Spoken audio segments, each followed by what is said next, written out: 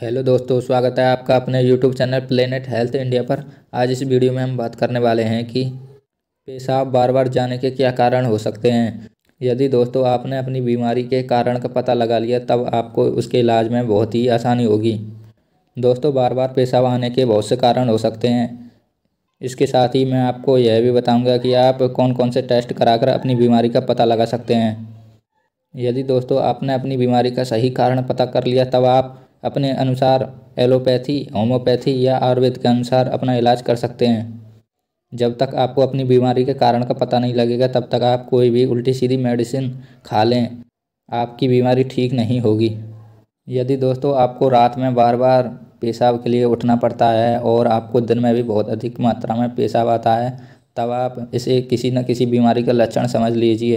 तो दोस्तों, बार बार पेशाब आने का पहला कारण यूटीआई यानी कि यूरिनरी ट्रैक्ट इन्फेक्शन हो सकता है, जिसमें आपके मूत्र मार्ग में बैक्टीरियल इन्फेक्शन हो जाता है, जिसकी वजह से आपको बार बार पेशाब आने की दिक्कत होने लगती है।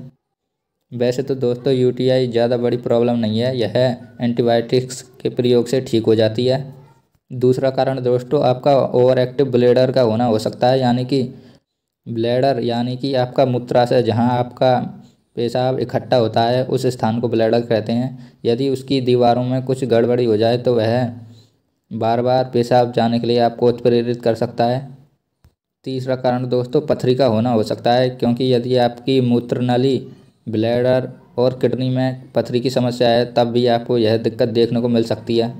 चौथा कारण दोस्तों आपके प्रोस्टेट में दिक्कत हो सकती है। यदि आपके प्रोस्टेट पर सूजन या गांठ बन जाए तब भी आपका मूत्राशय यानी ब्लैडर पूरी तरीके से खाली नहीं हो पाता है और आपका पेशाब ब्लैडर में बचा रह जाता है, जिसकी वजह से आपको बार बार पेशाब आने की दिक्कत हो सकती है। चौथा कारण दोस्तों आपकी पेशाब नली में सिकुड़न का होना हो सकता है, जिसे इंग्लिश में यूरेथ्रल स्ट्रक्चर कहते हैं, जिसे आम भाषा में आप लोग पेशाब की नली में मांस भरना भी कह सकते हैं। इसके कारण भी आपका पेशाब एक बार में पूरी तरीके से खाली नहीं हो पाता और आपको बार बार पेशाब जाना पड़ता है। दोस्तों, अब जानते हैं यदि आपको बार बार पेशाब आने की दिक्कत है तब आपको शुरुआत में कौन कौन से टेस्ट करवाने चाहिए, जिससे कि आप सीढ़ी दर सीढ़ी अपनी बीमारी का पता लगा सकें और आपके पैसों का भी ज़्यादा खर्चा ना हो, जिससे कि आप बड़ी से बड़ी रिपोर्ट करवाने से बच जाएं और छोटी रिपोर्ट से ही अपनी बीमारी का पता लगा सकें। तो दोस्तों, सबसे पहले आपको अपने यूरिन का टेस्ट करवाना है, जिसे यूरिन एग्जामिनेशन कहते हैं। इसके द्वारा आपके यूरिन में इन्फेक्शन का पता लग जाता है। यदि आपको इन्फेक्शन की वजह से कोई दिक्कत है तब डॉक्टर आपको बैक्टीरियल इन्फेक्शन के लिए एंटीबायोटिक टैबलेट्स दे सकते हैं। यदि दोस्तों आपका यूरिन टेस्ट भी नॉर्मल है तब आप सोनोग्राफी करवाइए, जिसे इंग्लिश में यूएसजी कहते हैं। सोनोग्राफी बहुत ही महत्वपूर्ण टेस्ट है दोस्तों। इसके द्वारा आपकी 2 से 3 बीमारियों का पता लग सकता है, जैसे कि यदि आपको किडनी स्टोन यानी कि पथरी की समस्या है तब उसके बारे में इसके द्वारा पता लग सकता है। यदि आपको प्रोस्टेट की प्रॉब्लम है यानी आपकी प्रोस्टेट का साइज बढ़ गया है तब भी सोनोग्राफी के द्वारा पता लगाया जा सकता है।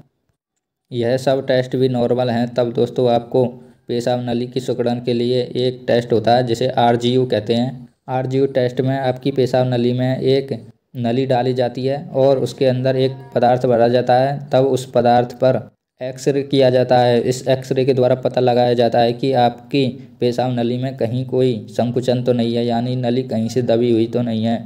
यदि तब भी आपको अपनी बीमारी का पता ना लगे तब दोस्तों आप सिस्टोस्कोपी नामक एक टेस्ट भी करवा सकते हैं। इस टेस्ट के द्वारा आपके ओवर एक्टिव ब्लैडर का पता लगाया जाता है। इस टेस्ट के द्वारा भी दूरबीन द्वारा पता लगाया जाता है कि आपकी ब्लैडर की दीवारें सही तरीके से कार्य कर रही हैं या नहीं। एक महत्वपूर्ण बात दोस्तों, आपको सोनोग्राफी करवाने से पहले अपने पेशाब को ज़्यादा से ज़्यादा इकट्ठा करना है, तभी आपको अपना सोनोग्राफी टेस्ट करवाना है। यदि आप सीधे ही सोनोग्राफी करवा लेंगे तो आपकी बीमारी का पता नहीं लग पाएगा। जब आपको अधिक पेशाब लग रहा हो तभी आप सोनोग्राफी करवाएं, इससे आपकी बीमारी का आसानी से पता लगाया जा सकता है कि आपके शरीर में पथरी है या आपकी प्रोस्टेट की प्रॉब्लम है। सोनोग्राफी करवाते टाइम दोस्तों आपको उनको बताना है कि मुझे पेशाब करने से पहले और पेशाब करने के बाद दोनों तरह की सोनोग्राफी करवानी है। इससे आपके प्रोस्टेट का साइज का पता लग जाता है, क्योंकि पेशाब करने के बाद यदि आपके ब्लैडर में पेशाब की मात्रा रह जाती है तब उसके आधार पर पता लगाया जाता है कि आपको प्रोस्टेट की प्रॉब्लम है या नहीं। आगे दोस्तों मैं इसके ट्रीटमेंट से संबंधित और भी वीडियो लाता रहूँगा, इसलिए प्लीज़ चैनल को सब्सक्राइब करें और वीडियो को लाइक करें। धन्यवाद।